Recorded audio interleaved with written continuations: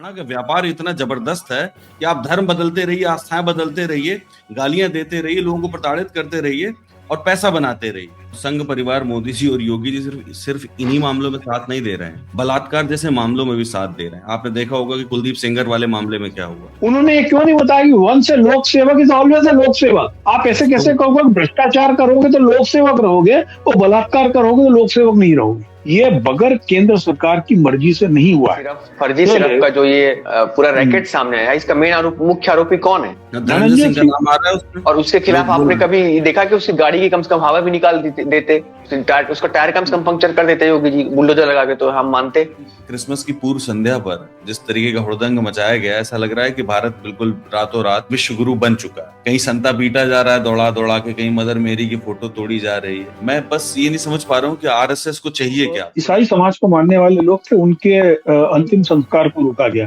3 चर्चों को आग लगा दी गई। इनकी ऑक्टोपस की तरह इनकी 8 भुजाएं होती हैं। उसमें से एक भुजा जो है जाकर के कहीं पे प्रेयर कर रही होती है और दूसरी जाकर के ठीक उसी टाइम पे किसी दूसरे आदमी का शिकार कर रही होती है। ये है इनका पूरा काम करने का तरीका। जिन मॉल के अंदर उन्होंने मेरी क्रिसमस के लिए तैयारी की थी, सेंटास ये सब बनाए गए थे, उसको दिल खोल के तोड़ा, पुलिस कहीं नहीं दिखी। लेकिन एक औरत ने मना कर दिया कि मैं प्रभु यीशु के मार्ग पे चलूंगी, तो उसके घर में आग लगा दी गई। गांव-गांव में पैरेलल मिलिशिया खड़ा हुआ है जो आपका आधार कार्ड चेक करेगा, आपको पीटेगा। में जैनियों से ऐसे झगड़े हो चुके, मारा पीटी हो चुकी है। हाँ, 2 साल पहले शाहजहांपुर में सिखों के साथ किया था इन्होंने। सिखों के साथ हुआ था। लोग भारतीय जनता पार्टी के लोग इस समय पागल हाथी की तरह घूम रहे हैं। सत्ता का उनको इतना मद चढ़ गया, इतना नशा हो गया उनको कि वो पागल हाथी की तरह घूम रहे हैं। उनको न कानून का कोई चिंता है, न लिहाज है, न शर्म है, न समाज की, न दुनिया की, न देश की, जनता की। वो रौंदते जा रहे हैं सब सत्ता के नशे में, वो इस कदर से पागल है। बहुत सारी पंचायतों में जो राजपूत डोमिनेटिंग पंचायत है, उसमें उनको कुलदीप सेंगर की जरूरत थी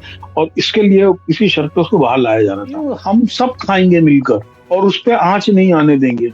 95 लाख लोगों में से 90 लाख लोग ऐसे हैं जिनका बैंक अकाउंट नंबर ही नहीं लिखा। 10 लाख लोगों के जीमेल अकाउंट और फोन नंबर एक ही। उनको ट्रेनिंग दी जा रही है ट्रेनर फिटर की, और वो ड्रेस पहने हुए डॉक्टर की। उसमें नीचे लिखा हुआ उन्होंने मीडिया की ट्रेनिंग ली है। 33 जिम में 33 जिम्स में 50,000 लोगों को नौकरी दे दी गई। उस शहर की आबादी के जितने ट्रेनर है उसमें सीएजी कह रही है कि इसके 94% लाभार्थी फर्जी हैं। भारतीय जनता पार्टी का कार्यकर्ता पार्टी के लिए क्यों कमिटेड है? आप गांव लेवल पर जाके देखो और ऊपर लेवल तक, नगर निगम से लेकर ग्राम पंचायत तक के जो ठेके हैं, गारा और उम्मा के गड्ढा खोदने वाले, जो एक बारिश के बाद में आप उसका फिजिकल वेरिफिकेशन नहीं करते, वो सब किसको जा रहे हैं? अपने ही एमिकस क्यूरी की बात भी नहीं अच्छी लग रही है सुप्रीम कोर्ट को, ना फॉरेस्ट सर्वे ऑफ इंडिया की रिपोर्ट अच्छी लग रही है उनको, ना सेंट्रल एम्पावर्ड कमेटी की रिपोर्ट अच्छी लग रही है उन्हें, सिर्फ पर्यावरण मंत्रालय की रिपोर्ट ही अच्छी लग रही है। सुप्रीम कोर्ट ने बोला था कि कौन से हनुमान जी आए कि पहाड़ उठा के ले गए। और ये लॉजिक चला आ रहा है हमारे जो ईमानदार जस्टिस थे बीआर गवई के जमाने से। बीआर गवई साफ करके गए थे सारा ये जो राय वही फैला के। स्वाति गोयल शर्मा, दिलीप पंडल जैसे जो दक्षिणपंथी ट्रोल आर्मी के कमांडर हैं, इन लोगों ने इसको फ्लैग किया ट्विटर पे बकायदा, और ये ट्रेंड हुआ।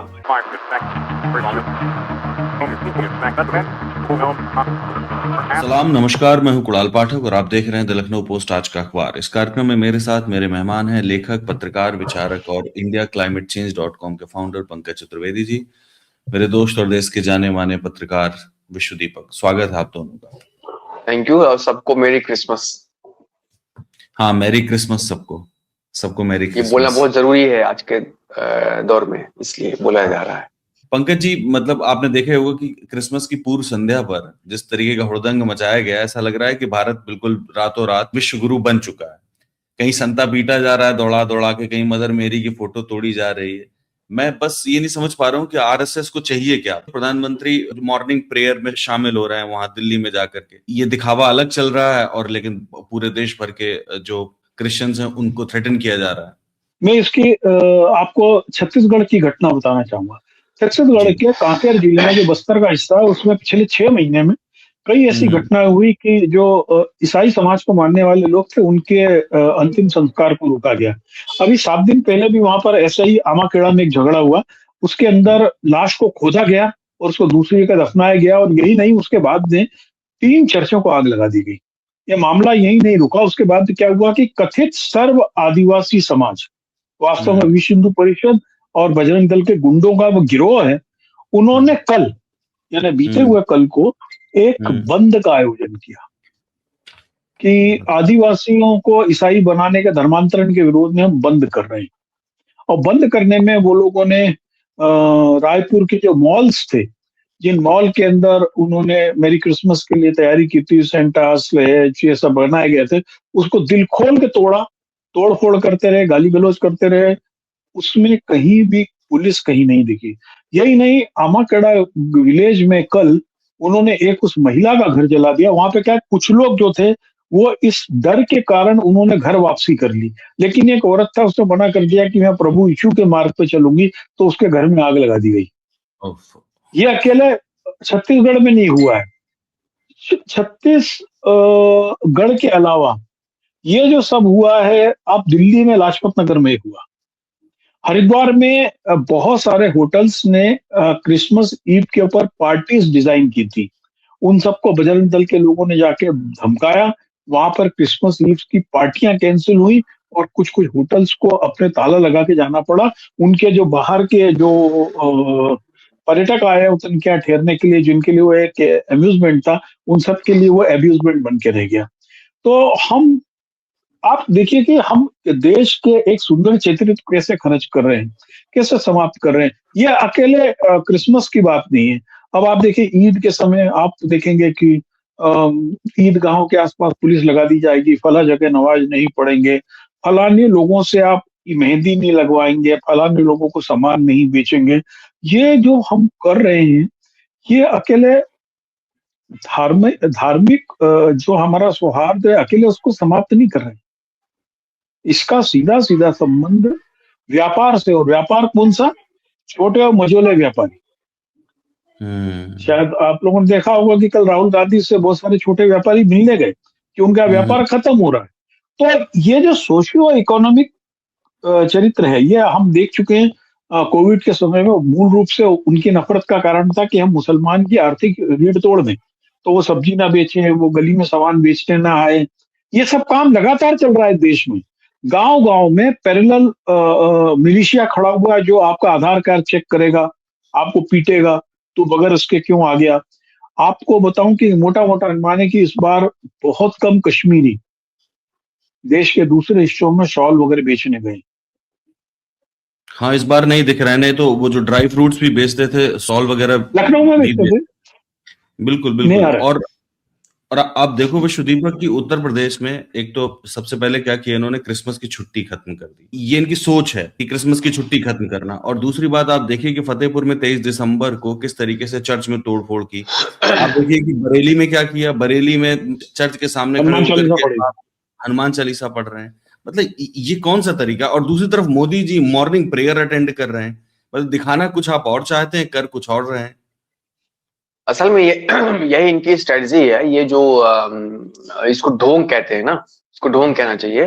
ऑक्टोपस के जैसे हम लोग इस पे चर्चा कर चुके हैं कि ऑक्टोपस की तरह इनकी 8 भुजाएं होती हैं, ठीक है। उसमें से एक भुजा जो है जाकर के कहीं पे प्रेयर कर रही होती है, और दूसरी जाकर के ठीक उसी टाइम पे किसी दूसरे आदमी का शिकार कर रही होती है। ये है इनका पूरा काम करने का तरीका। मुझे लगता है कि ये जो हिंदुस्तान में देख रहा हूँ अपनी आंखों के आगे, हमने बचपन में बहुत हम ऐसी जगहों में रहे जहां बहुत क्रिसमस नहीं मनाया जाता था, लेकिन जब शहरों में आए और फिर आगे बढ़े तो हमने देखा कि क्रिसमस को लेकर के एक उत्साह था और इस पे किसी को आपत्ति नहीं हुआ करती थी। आज स्थिति ये है कि क्रिसमस मतलब क्रिश्चियन नाम देख करके लोग आपको मारने के लिए तैयार हो जाते हैं। तो ये केवल हिंदुओं पर हम लोग इस पे बात कर चुके हैं कि केवल मुसलमानों के खिलाफ ही केंद्रित नहीं है ये पहले मुसलमानों पर थी, अभी क्रिश्चियन पर आ रही है। धीरे धीरे ये उन हिंदुओं पर भी आएगी जो उनके पॉलिटिकल बिलीफ को नहीं मानते हैं।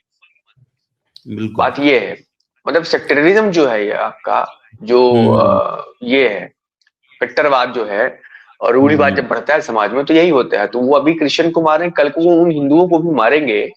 और अगर आपको इस बात का यकीन नहीं है तो आप थोड़ा सा उनके खिलाफ बोल करके देखिए जाके सड़क पर, जो उनके पॉलिटिकल बिलीफ से एतबार नहीं करते हैं।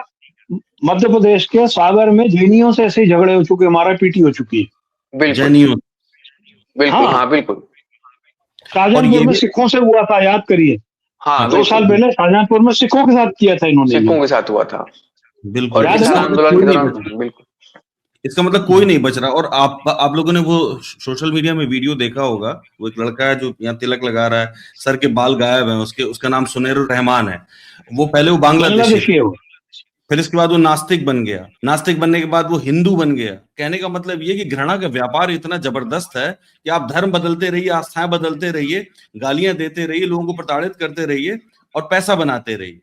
आप देखिए ये ना कि है। भारत को वही हाल है जो उन देशों का है जहां पे लगातार गृह युद्ध और सामाजिक रूप से जो अशांत देश हैं, सीरिया असंतुष्ट। है, इराक है, बिल्कुल मध्य एशियाई जो देश हैं, और दक्षिण पूर्व एशियाई देश जो है, जहाँ पे कि हमेशा सामाजिक रूप से अशांति रहती है, असहिष्णुता है, जहाँ पे एक तरह से गृह युद्ध की स्थिति बनी रहती है, हमेशा तनाव बना रहता है। भारत की आज वही स्थिति हो चुकी है, और इसको करने में सरकार का, इसको फैन करने में, इसको प्रोपेगेट करने में, इसको सपोर्ट करने में संघ परिवार का, मोदी जी का, भारतीय जनता पार्टी का, योगी जी का, सबका बराबर हाथ है। संघ परिवार, मोदी जी और योगी जी सिर्फ सिर्फ इन्हीं मामलों में साथ नहीं दे रहे हैं, बलात्कार जैसे मामलों में भी साथ दे रहे हैं। आपने देखा होगा कि कुलदीप सेंगर वाले मामले में क्या हुआ। जो बीजेपी का एक्स एमएलए, पहले तो बड़ी मुश्किल से वो जो जेल पहुंचाया गया, किसी तरीके से जेल पहुंचा, किसी तरह उसको सजा हुई है। अब इसके बाद उस आदमी को बेल मिल गई। वो बेल बेल नहीं है, उसकी सजा को सस्पेंड कर दिया गया है, सजा वो अकेले सस्पेंड कर। बेल नहीं। और जब वो लड़की राहुल गांधी से जाके मिली, तब सीबीआई को याद आया है कि they are going to oppose the bail in Supreme Court of India. Pankaj ji. नहीं, उस केस को टेक्निकली समझे, हुआ क्या उसमें जी। कि ना, ये हमारी कानून व्यवस्था की छीछड़े यानी छीछा लेदर। हुआ ये कि जब उस लड़की के साथ में दुष्कर्म हुआ था तो वो माइनर थी, तो उस केस में पॉक्सो लगा। जी। ठीक है, पॉक्सो की धारा 5 के तहत यदि कोई लोक सेवक,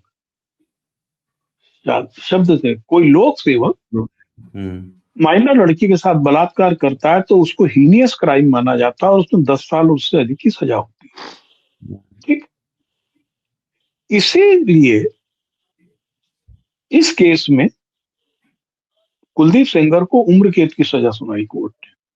उन्होंने बोला एक पॉक्सो का एक लोक सेवक द्वारा किया गया कृत्य है। अब उसकी एक चेन देखिए। हुआ यह कि एक भ्रष्टाचार का मामला था। भ्रष्टाचार के मामले में एक विधायक को लोक सेवक माना गया, ये सुप्रीम कोर्ट ने तय किया। बिल्कुल। अब हाई कोर्ट की जो डबल बेंच है, इसने ये बोला कि अकेले भ्रष्टाचार के मामले में विधायक तो लोक सेवक है, लेकिन रेप के मामले में, पॉक्सो के मामले में लोक सेवक नहीं कहलाएगा। इसीलिए इसकी अधिकतम सजा 7 साल है, तो 7.5 साल की सजा वो काट चुका है, इसलिए उसकी सजा सस्पेंड कर दी। आप इसको बड़ा टेक्निकली सोचिए कि कितनी धूर्तता से, साजिशन ये सब किया गया। और आप बताइए कि जब ये चीजों के फैक्ट दिए जा रहे थे, मेरे शरीर का सामान्य आदमी से तथ्य दे सकता है, क्योंकि जो सीबीआई का पब्लिक प्रोसिक्यूटर था, हर छोटे बड़े केस के लिए राजू और ये सब खड़े हो जाते हैं कोर्ट में, 8-8 घंटे बहस करते हैं। इसके अंदर क्यों नहीं खड़े हुए? उन्होंने ये क्यों नहीं बताया कि वंस ए लोक सेवक इज ऑलवेज ए लोक सेवक। आप ऐसे कैसे कहोगे भ्रष्टाचार करोगे तो लोक सेवक रहोगे, और बलात्कार करोगे तो लोक सेवक नहीं रहोगे? आप सोच रहे हैं? बिल्कुल बिल्कुल। हालांकि कल से जो सोशल मीडिया पे फर्जी खबर चल रही है, एआई बना फोटो चल रहा है, उसके बारे में भी हम अपने दर्शकों को स्पष्ट करना चाहेंगे। कुलदीप सेंगर जेल से बाहर नहीं आया, कुलदीप सेंगर को माला पहनाने वाले फोटो फर्जी हैं।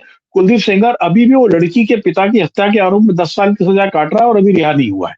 लेकिन जिस तरीके से वाइजली हम वर्ड्स को ट्वीट करके कोर्ट को गुमराह करते हैं, इसका सबसे बड़ा उदाहरण है। और ये मान के चले कि ये जितना हुआ है, ये बगैर केंद्र सरकार की मर्जी से नहीं हुआ है, क्योंकि इसके ऊपर एक लंबी बहस चली, कम से कम 4 बार इसकी हियरिंग हुई है। क्या पब्लिक प्रोसिक्यूटर ने, जो सरकारी वकील है सीबीआई का, उसने एक सामान्य तर्क नहीं लगाया कि आप पॉक्सो की धारा 6 का जो व्याख्या कर रहे हैं, उसके अंदर लोक सेवक को अलग तरीके से परिभाषित क्यों किया गया है? लोक सेवक तो एक ही है ना। यदि हम लोकपाल को नियम देखें या एंटी करप्शन लॉ को देखें, तो लोक सेवक ही कहलाएगा ना। बिल्कुल। भाई एक कलेक्टर लोक सेवक है, करप्शन में तो लोक सेवक हो जाएगा, लेकिन माइनर से रेप करेगा तो बोले नहीं तुम लोक सेवक नहीं। क्या ऐसा पॉसिबल है क्या? बिल्कुल पॉसिबल नहीं है। जो आपने बात बताई मैंने पढ़ा उसको कि एडीजे सौरभ द्विवेदी हैं, उन्होंने ये बात मानी थी कि ये लोक सेवक है और इसलिए लोक इसके सेवक है। ऊपर एग्रीवेटेड पॉक्सो लगेगा, एग्रीवेटेड पॉक्सो यस। लगेगा इसके ऊपर। लेकिन लेकिन आप सोचिए कॉन्स्टिट्यूशनल कोर्ट, उसको ये नहीं समझ में आया कि इसमें एग्रीवेटेड पॉक्सो लगना चाहिए विश्वदीप पर। और डबल बिल्कुल। बेंच। हाँ, डबल बेंच। असल में देखिए कॉम्प्रोमाइज। ये जी हाँ, मैंने ये कहा कि असल में देखिए कि ये सरकार का जो संवेदना है, जो रवैया है, ये काफी कुछ उससे तय होता है। जो पंकज जी कह रहे हैं कि अगर पंकज जी को ये मालूम है, हाँ हमें नहीं मालूम था, आपको नहीं मालूम था, लेकिन एक अगर थोड़ी सी भी जागरूक आदमी को, जिसको भी कानून की थोड़ी सी बेसिक समझ, अगर उसे ये बात मालूम है, तो क्या सीबीआई के वकील को नहीं मालूम रही होगी? बिल्कुल मालूम रही होगी उसको। बिल्कुल। और अगर उसको मालूम थी तो फिर उसने इसको अपोज क्यों नहीं किया? क्योंकि उसको निश्चित तौर पर ऊपर से उसको डायरेक्शन गई होगी कि आपको अपोज नहीं करना है इसको। ये तो मामला तब बढ़ा जब वो राहुल गांधी से जाकर के मिली। लेकिन जो दूसरी चीज की तरफ मैं ध्यान दिलाना चाहता हूं वो ये है कि इस सरकार का जो रवैया है, जो इसका अहमकपना, ये सरकार के लोग, भारतीय जनता पार्टी के लोग इस समय पागल हाथी की तरह घूम रहे हैं। सत्ता का उनको इतना मद चढ़ गया, इतना नशा हो गया उनको कि वो पागल हाथी की तरह घूम रहे हैं। वो जिसको उनको न कानून के का कोई चिंता है, न लिहाज है, न शर्म है, न समाज की, न दुनिया की, न देश की, न जनता की। वो रौंदते जा रहे हैं सबको। सत्ता के नशे में वो इस कदर से पागल है। और केवल यही क्यों, सेंगर क्यों, आप अंकिता भंडारी का केस देखिए। बिल्कुल, अंकिता भंडारी केस में अपडेट है। बिल्कुल। उसमें और तो अभी तमाशा अलग चल रहा है उत्तराखंड में। बीजेपी में ये युद्धम पेरार चल रही है। क्या है पंकज जी? उसमें क्या है कि मैं बस इसमें एक चीज और जोड़ना चाहूंगा कि भारतीय जनता पार्टी को कुलदीप सेंगर से कभी कोई परहेज नहीं था, तभी उन्होंने उसकी पत्नी को चुनाव लड़ा दिया था। ठीक है। और उसके खिलाफ बाई इलेक्शन में ये इस लड़की की मदर चुनाव लड़ी थी समाजवादी पार्टी से और हार गई थी। और आज का तारीख में भी कुलदीप सेंगर को इस समय उनको बाहर निकालने का उद्देश्य ये था कि अभी चूंकि पंचायत चुनाव होने जा रहे हैं उत्तर प्रदेश में, और बहुत सारी पंचायतों में जो राजपूत डोमिनेटिंग पंचायत है उसमें उनको कुलदीप सेंगर की जरूरत थी, और इसके लिए इसी शर्त पर उसको बाहर लाया जा रहा था। अब वहां पर क्या हो रहा है, अंकिता भंडारी वाले मामले में सजा तो हुई, लेकिन आखिर किस वीआईपी की स्पेशल सर्विस के लिए अंकिता भंडारी को फोर्स किया गया था, वो नाम उजागर नहीं हो रहा है। तो वहां पर एक उर्मिला राठौड़, एक भारतीय जनता पार्टी की नेत्री हैं, वो कभी एक्ट्रेस भी रही हैं, और अब वो वहां के किसी बड़े नेता की पत्नी है। वो तो सरेआम कह रही हैं कि वो जो नेता था जिसकी सेवा करने को बोला था उसका नाम गट्टू है। अब गट्टू कौन है उसको सब लोग जानते हैं। और वो जो लेडी है रोज एक वीडियो बना के वो उसको ज्वालापुर से टिकट दिया जा रहा था बीजेपी का, और वो रोज बजा रही है उनको रख के कि तुम सब लोग चरित्रहीन लोग हो, तुमने हमारे साथ ऐसा किया। वो प्रदेश अध्यक्ष को कह रही कि तुम तो आईवीएफ का अस्पताल चलाते हो और वास्तव में आईवीएफ की जगह औरतों के साथ क्या क्या करते हो मुझे मालूम है, तुमने मेरे साथ क्या किया। अभी ना वहां पर इस लेवल पर रोज वीडियो जारी हो रहे हैं। उसमें दुष्यंत गौतम का भी नाम आया है। वो दुष्यंत गौतम का ही तो नाम है, गट्टू उसी को कह रही हो। हाँ बिल्कुल, गट्टू। तो गट्टू जो एक्स राज्यसभा है, सोचिए। हाँ, उसके जो लेडी है उसके आप कोई सनावर नाम था उसका, पहले वो एक्ट्रेस रही है। हाँ, उसके जो वीडियो आ रहे हैं सामने, वो उत्तराखंड के एक एक के कपड़े उतार के खूंटी पे टांग रहे हैं, और वो ऐसा भी नहीं, वो तो भारतीय जनता पार्टी की औरत। यहाँ पे ये देखिए, ये बात देखिए गौर करने वाली है कि सेंगर ने जिस लड़की से रेप किया वो भी नाबालिग थी, और ये गट्टू जिस लड़की जिसकी वजह से अंकिता के साथ जब ये हुआ हादसा हुआ, उसका मर्डर किया गया जब उसका, तब भी वो नाबालिग ही थी वो। आप इनकी वो देखिए, इनका मतलब उत्पीड़न का एप्स्टाइन फाइल, तो मतलब इसके आगे शर्मा जाए। कम से कम वहां मर्डर तो नहीं हुआ इस तरीके से। ये इनका चाल, चरित्र और चेहरा है। ये चिन्मयानंद वाले में क्या हुआ था? चिन्मयानंद वाले में इन्होंने, जिस लड़की ने रिपोर्ट की और उसको बॉयफ्रेंड को उन्होंने एक्सटॉर्शन में अरेस्ट करा दिया था। बिल्कुल। और बाद में उसी चक्कर में उसके बयान बदले, और कोर्ट ने बोला कि पीड़िता का बयान को विश्वसनीय नहीं माना जाता, इसलिए इसको बरी कर देते। उसमें चिन्मयानंद फरार है। एक प्रकरण नहीं है ना, इनका जो चाल चरित्र चेहरा है वो बिल्किस बानो से नजर आता है। तो यानी उनका आदर्श वाक्य और आदर्श कृत्य, आदर्श सूत्र बिल्किस बानो। फिर बिल्किस बानो तक नहीं टिकते ना वो लोग तो वो तो चाहे फिर अंकिता भंडारी हो, चाहे कोई राजपूत लड़की हो, चाहे कोई हो, सभी के साथ वही करते। और एक से बढ़ के एक कानून के मसीहा जो अपने आप को लॉ एंड ऑर्डर का प्रमुख समझते हैं, जैसे हमारे योगी जी हैं, जब तक इलाहाबाद हाई कोर्ट ने आदेश नहीं दिया कि इस आदमी के खिलाफ एफआईआर दर्ज की जाए, कुलदीप सेंगर के खिलाफ, तब तक एफआईआर तक दर्ज नहीं हुई। इतनी बेशर्मी है सरकारों में, सोचिए हाई कोर्ट को इंटरवीन कर।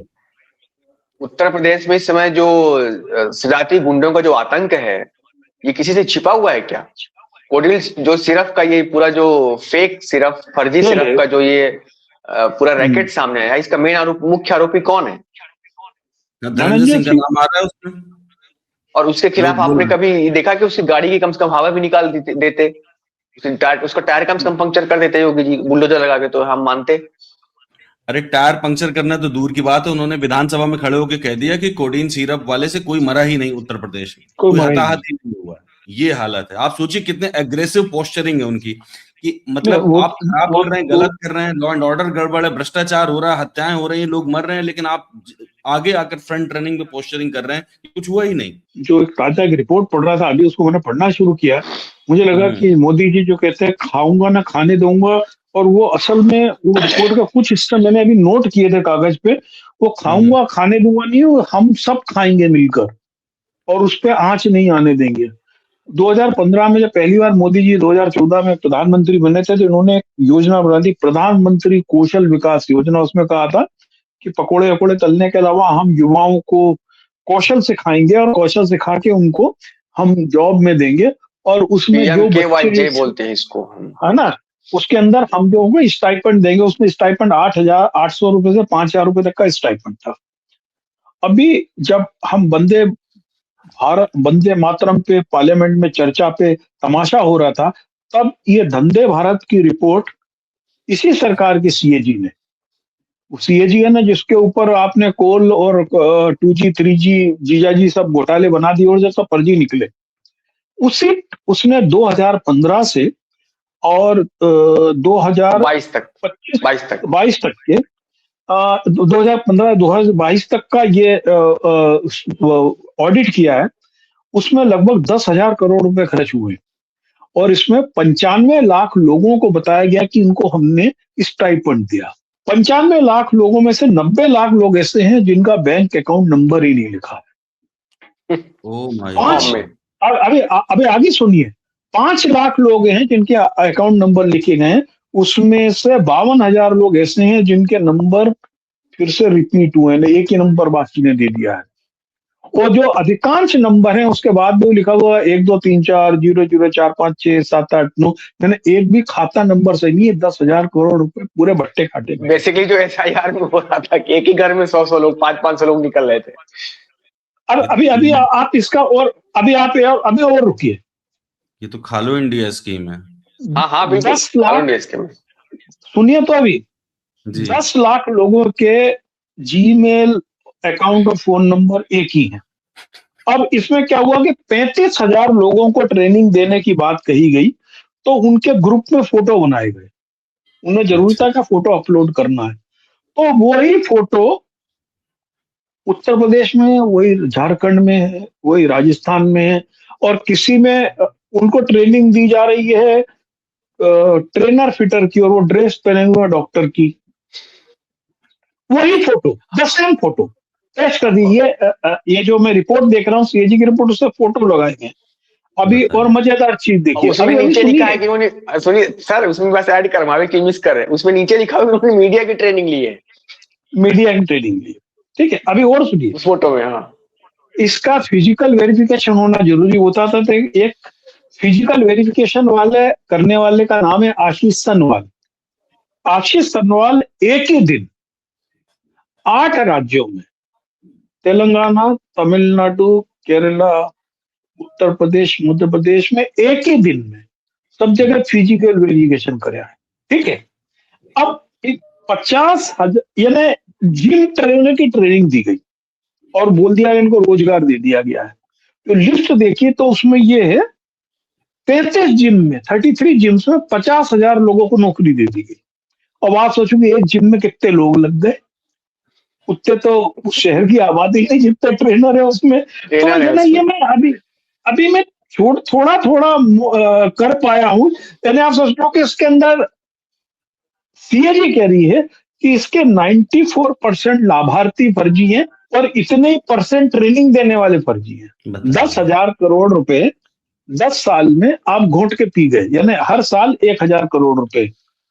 हम और राम सुगंध राम के खाते हैं, मंदिर वहीं बनाएंगे, इस पर पंकज जी चर्चा नहीं इसमें हो।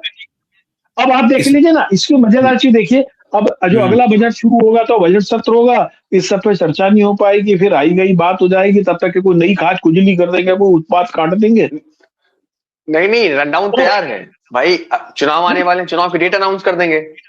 हम्म। अभी अनाउंस कर देंगे, है ना। नहीं नहीं, एसआईआर हो तो ही मैं रही है। आपको एक चीज तो सबको पता यानी होनी चाहिए कि जब ये स्कीम मतलब लॉन्च हुई थी तो ये फ्लैगशिप स्कीम थी और हाँ हाँ। प्रधानमंत्री बिल्कुल लहरा लहरा के इसको बोलते थे, हर जगह बोलते थे, चाहे लाल किले से बोलना हो चाहे तमाम रैलियों से बोलना हो।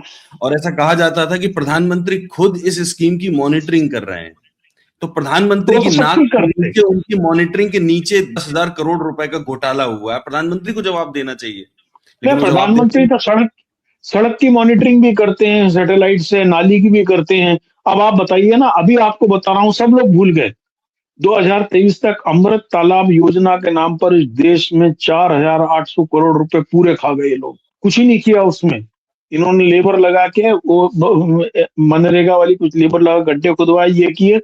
कोई तालाब आज की तारीख में आप बोल दो कि आपको लगेगा वाटर लेवल बढ़ा है, कोई तालाब को इंक्रोचमेंट से मुक्त किया, कुछ ही नहीं किया। कुछ कुछ जगह तो उन्होंने बस क्या किया कि उसमें रेलिंग लगाई, पत्थर लगाए, फिर टैंकर से पानी भर दिया और पहला अमृत तालाब बरेली में बन गया है। और कब बना था? मई में बन गया था, उसका उद्घाटन जब करा अच्छी दिया। गर्मी पड़ती तो है ये तब। तो ये फर्जी आंकड़े देने में मैं आपको बता रहा हूँ कि भारतीय जनता पार्टी का कार्यकर्ता पार्टी के लिए क्यों कमिटेड है। आप इसीलिए गांव लेवल पर जाके देखो और ऊपर लेवल तक, नगर निगम से लेकर ग्राम पंचायत तक के जो ठेके हैं, गारा और उम्मा के गड्ढा खोदने वाले, जो एक बारिश के बाद में आप उसका फिजिकल वेरिफिकेशन नहीं करते, उन सबको वो सब किसको जा रहे हैं? मैंने तो आपके प्रोग्राम में बताया था कि अकेले अरुणाचल प्रदेश के 2 जिलों में हम्म पिछले 15 साल में कई 100 करोड़ रुपए के ठेके केवल पेमा खांडू और उसके परिवार को मिले, बिल्कुल। है ना। तो ये ना, जो ये ठेके दे दो, पैसे ले लो, पार्टी बना लो, ये सब जो काम है, ये भारतीय जनता पार्टी का एक ऐसा इकोसिस्टम है। आप इस वो आपको मौका ही नहीं देंगे, क्योंकि आपको फंसा देंगे अरावली में, आपको फंसा देंगे कुलदीप सेंगर में, और 1,000 करोड़ पर ईयर साफ कर देंगे। आप हाय हाय करते रहो। आप सोचो कि ठेके ये वाले वो दिल्ली थी, मैं आपको बताऊं, ये वो दिल्ली है जहां पर हम्म निर्भया कांड के बाद से हजारों लोग सड़क पे थे, पुलिस और प्रशासन की गाड़ियां तोड़ दी गई थी, शीला दीक्षित को गाली दी गई थी, एक सिपाही की डेथ हो गई थी उसके अंदर, लेकिन शीला जी को तो पुलिस लगभग रौंद दिया गया था। संयम से काम लेते हुए लोग राष्ट्रपति भवन के दरवाजे पे पहुंच गए थे, तो भी पुलिस ने कोई ऐसी एक्शन नहीं की थी। और इस मामले में योगिता बयाना और 3 लोग धरने पे बैठे थे, और पुलिस डंडा डोली उठा के ले गई। अब बिल्कुल। जितने लोग बड़े क्रांतिकारी कम्युनिस्ट बनते थे ना, कि प्रदर्शन करने वाले घर से नहीं निकलते, उनको मालूम है दिल्ली में प्रदर्शन करने को निकले तो लाठी से तोड़ दिए जाएंगे। कांग्रेस के समय में तो ऐसा होता था, ये जयराम रमेश, जयपाल रेड्डी, मणिशंकर अय्यर, ये लोग थाने में फोन करते थे, यार देखो ये लोग आ रहे हैं, इनसे अच्छा व्यवहार करना, पैसे भिजवा देते थे। मैं पर्सनली बता रहा हूँ कि इनके चाय और समोसे होते थे। अब इनके चाय और समोसे जो लठ पड़ने लगे ना, अब घर से नहीं निकल रहे। ये ना, बिल्कुल सही बात जन है। सरोकार को, जन आंदोलनों को जिस तरीके से कुचला जा रहा है, आप कोई आंदोलन करने की हिम्मत नहीं कर सकते हो सड़क के ऊपर। बिल्कुल। और आप देखिए कि न्यायालय जो है मूक दृष्टा बना खड़ा रहता है।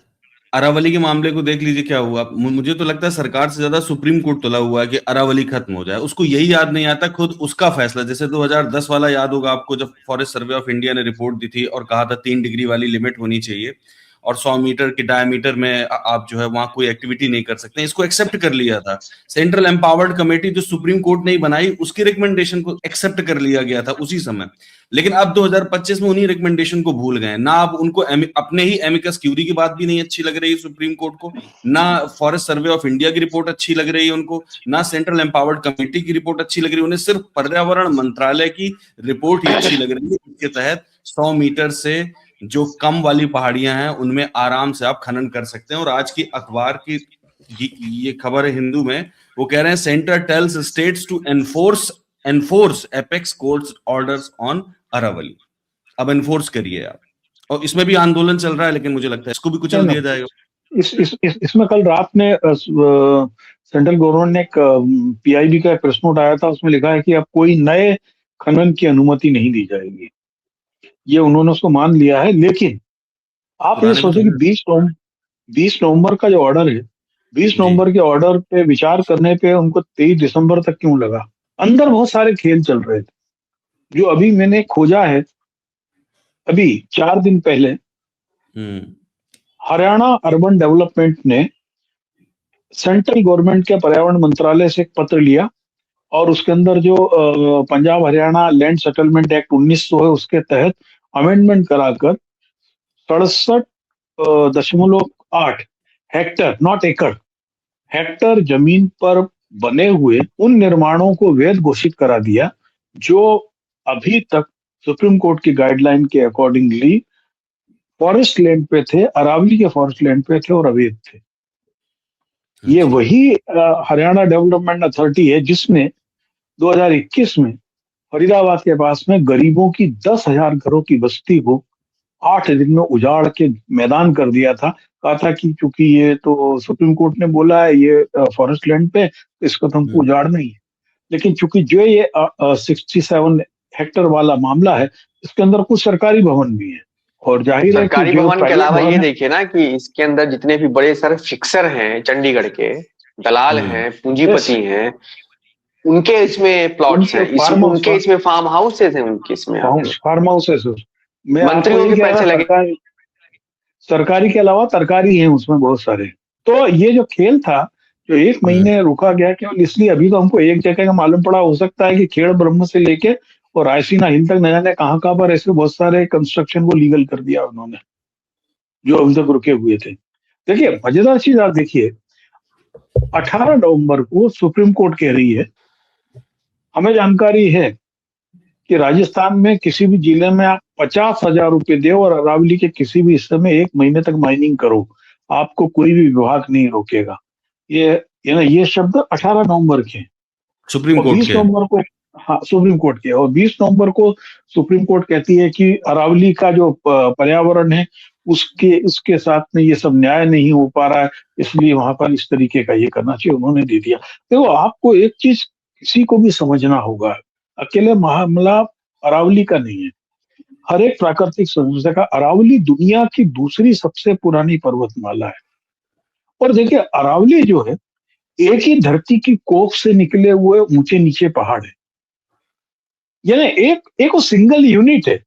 उसको मैं ये नहीं कह सकता हूँ तो कि तू 20 मीटर वाला है तो तू पहाड़ में नहीं आएगा, तू 60 वाला है तो तू आएगा। तो और यदि हम 100 मीटर की रेंज का आता है तो मैंने एक टेबल बनाई थी, उसके अंदर मैं आपको बताऊं कि केवल 8.71, हाँ सिर्फ 8.7 पर है, सिर्फ 8.7 रह जाएगा, बाकी तो सब खत्म हो जाएगा। तो अभी भी देखिए ये जो ऑर्डर है बहुत ही चालबाजी का है, इसके अंदर लोगों को शांत करने का तरीके से अपनाया गया। पुराने बंद हो गए, सुप्रीम कोर्ट में आप 18 नवंबर तक स्वीकार कर रहे हो कि 28,000 जगह पर वैध और अवैध खनन चल रहे हैं, तो उसको रोकने के लिए आपने क्या किया, उसमें तो कोई चर्चा हो ही नहीं रही है। जो आप नुकसान कर चुके हो पहाड़ को, जहां पर आप परमानेंट रोड बना के खुदाई कर रहे हो, उन सबको आप क्या कर रहे हो? सॉरी, इस पर तो कोई चर्चा ही नहीं है इसमें। बिल्कुल। और ये आपको याद होगा पंकज जी कि ये 100 मीटर वाला पैरामीटर ऑलरेडी राजस्थान में चलता ही रहा, और जिसमें सुप्रीम कोर्ट ने, हाँ बहुत पहले से था, और सुप्रीम कोर्ट ने सुनवाई के दौरान ये बात पाई थी कि वहां लगभग 121 यानी 122 अरावली की पहाड़ियां थी, जिसमें से इसी अवैध खनन, इसी 100 मीटर की वजह से 33 गायब हो गई, खत्म हो गई। सुप्रीम कोर्ट ने बोला था कि कौन से हनुमान जी आए कि पहाड़ उठा के ले गए, ये 2021 का जैसा मुझको याद है, मेरे पास में कहीं लिखा हुआ ये हालत है। और इस पर आपने बिल्कुल सही कहा कि ये इस तरीके से बिहेव कर रहे हैं जैसे मतलब वो अलग यूनिट है, वो अलग यूनिट है, जबकि अरावली एक और यूनिट है। कहने का मतलब ये कि हमारी गर्दनें बची रहेंगी, हाथ पैर काट दिए जाएंगे, क्योंकि हाथ पैर नीचे हैं तो इनको काट दिया जाएगा, एक यूनिट में नहीं है। मतलब ये तो ठीक है। सोचिए कितनी मूर्खतापूर्ण है हाँ, कि वो आपने कहानी सुनी होगी कि चोर कौन है, तो किसी ने कहा कि जो सबसे हट्टा कट्टा होगा वही चोर है। जो सट्टे चोर। बिल्कुल सही ये कहा। इस लेवल का लॉजिक है ये। हाँ, और ये लॉजिक चला आ रहा है, ये हमारे जो ईमानदार जस्टिस थे बी आर गवई के जमाने से, बी आर गवई साफ करके गए थे सारा, ये जो राय वही फैला के गए। गवई का साहब का फैलाया हो रहा था ये। उन्हीं का। मेरी तरफ से एक आखिरी खबर जरूर बताना चाहूंगा जिसको लेकर मैं बहुत चिंतित हूँ। वो जी। है जामिया के एक प्रोफेसर को लेकर। जामिया में सोशल वर्क के कंसर्न डिपार्टमेंट बी ऑनर्स के परिचय में एक प्रोफेसर जो कि विकास नाम है, वो मुस्लिम नहीं है। उन्होंने एक प्रश्न लिखा कि भारत में अल्पसंख्यक मुस्लिम पे होने वाले अत्याचार की घटनाओं और उसके कारणों पर प्रकाश डाले, ये प्रश्न था। इस प्रश्न पर जो राष्ट्रीय मुस्लिम मंच द्वारा संचालित जामिया मिलिया इस्लामिया है, वो इतनी खफा हुआ कि उन्होंने न केवल प्रोफेसर को सस्पेंड किया बल्कि उसके खिलाफ मुकदमा कायम करने का आदेश भी दे दिया, थाने में रिपोर्ट कर दी गई है। हम क्या ये सब चीजें जो विश्वविद्यालय है, क्या उनको विश्वविद्यालय बना रहे हैं? विश्वविद्यालयों में क्या इतनी ऑटोनॉमी नहीं है कि हम अपनी चीजों को विश्वविद्यालय नाम इसके दिया गया था कि विश्व के अलग अलग सोच के लोग वहां पर बैठ के विमर्श कर सकें। आपकी असहमति हो सकती है, कंट्रोवर्सी हो सकती है ना, लेकिन हम जरूरी नहीं कि हम सहमत हो, हम उस पर चर्चा तो कर सकते। बिल्कुल। लेकिन हम लोगों ने जो जिस तरीके से किया, ये वेरी अनफॉर्चुनेट, बहुत तकलीफ हुआ मुझको इस चीज को देखकर। भाई इसमें राइट विंग के लोग इंक्लूडिंग दिलीप मंडल ने ये बढ़ा कैसे मामला? ये तो प्रश्न पत्र आ गया था, छात्र इसके जो उत्तर लिखते लिखते, और हो सकता है ये मामला इतना नहीं बढ़ता, लेकिन उस प्रश्न पत्र को बकायदा स्वाति गोयल शर्मा, दिलीप मंडल जैसे जो दक्षिणपंथी ट्रोल आर्मी के कमांडर हैं, इन लोगों ने इसको फ्लैग किया ट्विटर पर बकायदा, और ये ट्रेंड हुआ। उसके बाद विश्वविद्यालय प्रशासन को इसमें कार्रवाई करनी पड़ी। ये बदलते दौर के बुद्धिजीवी हैं सब। और इवन जबकि ये सब लोग करली हेयर पे चुप रहते हैं। एक फिल्म बनाने के लिए प्रसार भारती 2 लाख रुपए देता है, फिर उसी की 1 मिनट क्लिप आप देते हो, 120 लाख रुपए देता है, फिर वो उसी क्लिप को उसको अपने पर्सनल यूट्यूब पे चला के उससे कमाई करती है, उस पर कोई बोलता ही नहीं है। ये नहीं, ये क्योंकि जिस पे हाथ मोदी जी का हो उसका कौशल विकास होना कोई रोक ही नहीं सकता, है ना। तो ये सब कौशल विकास है ना। अब मोदी जी का हाथ ऐसी ही जगहों पर रहता है अक्सर। हाँ, वो ऐसे ही वो करली हेयर पे बहुत ज्यादा हाथ रहता है उनका, इसलिए। चलिए ठीक है, थैंक यू।